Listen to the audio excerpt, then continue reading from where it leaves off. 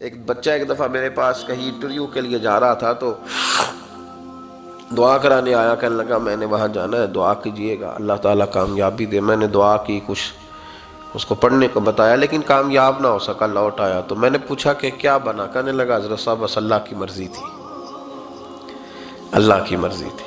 پھر ایک دفعہ گیا تو نہ اللہ کی مرضی تھی، تیسری دفعہ گیا کامیاب ہو گیا۔ تو بھئی اب کیا بنا؟ کہنے لگا جی جب میں داخل ہوا تو اس نے جاتے ہی مجھ سے پوچھا سب سے پہلا سوال یہ کہ تمہیں جنرل نالج کی بھی کچھ معلومات ہے یا شعبے کے آدمی ہو؟ تو میں نے کہا جناب پوچھئے۔ تو انہوں نے پاکستان کا حدود اربہ پوچھا تو میں نے فٹافٹ بتا دیا۔ پھر انہوں نے مجھ سے پوچھا کہ یہ جو مینار پاکستان ہے اس کی تجویز کس شخص نے دی تھی؟ تو میں نے فٹافٹ اس کا بھی نام بتا دیا۔ پھر شارٹ ہینڈ کے ایک دو سوالات اس نے کیے تو وہ بھی میں نے بتا دیے، تو الحمدللہ کامیاب ہو گیا۔ میں نے کہا بیٹے جب تو ناکام ہوا تھا تو اللہ کی مرضی تھی، اور کامیاب ہوا ہے تو میں لگا دیے، اب اللہ کی مرضی کدھر گئی؟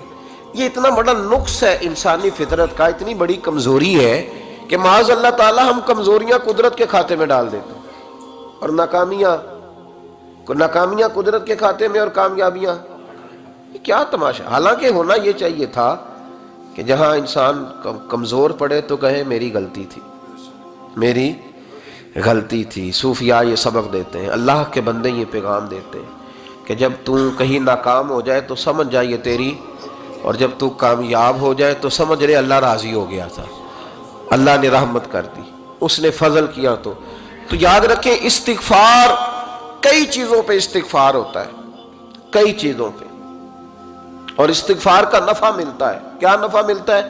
وہ سورہ نوح کی آیت نمبر 10، 11 اور 12 میں اللہ نے بیان فرمایا کہ استغفار صرف گناہ سے معافی چاہنے کا نام نہیں، بلکہ استغفار کا تمہیں فائدہ ملے گا۔ کیا؟ رب فرماتے ہیں فَقُلْتُ اسْتَغْفِرُوا رَبَّكُمْ۔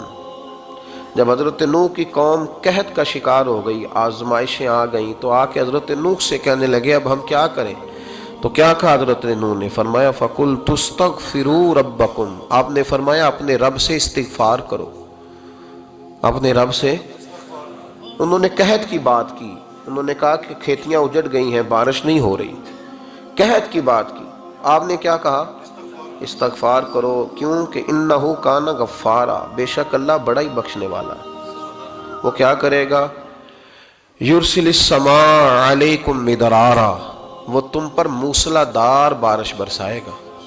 جب تم استغفار کرو گے تو اللہ موسلا دار بارش برسائے گا، وَيُمْدِدْكُمْ، اور وہ تمہاری مدد کرے گا۔ استغفار کرنے والے کی اللہ کیسے مدد کرے گا؟ بِأَمْوَالٍ وَبَنِينَ، تمہیں مال بھی عطا کرے گا اور بیٹے بھی عطا کرے گا، بارش بھی دے گا استغفار کرنے والے کو، اور مال اور اولاد سے اس کی مدد بھی کرے گا۔ وَيَجْعَلْ لَكُمْ جَنَّةٍ وَيَجْعَلْ لَكُمْ أَنْهَارًا، اللہ تمہیں جنت بھی عطا کرے گا اور تمہیں نہریں بھی عطا فرمائے گا، تمہارے لیے جنت بھی بنائے گا، انہار بھی بنائے گا۔ توبہ کا، استغفار کا تمہیں یہ فائدہ ملے گا۔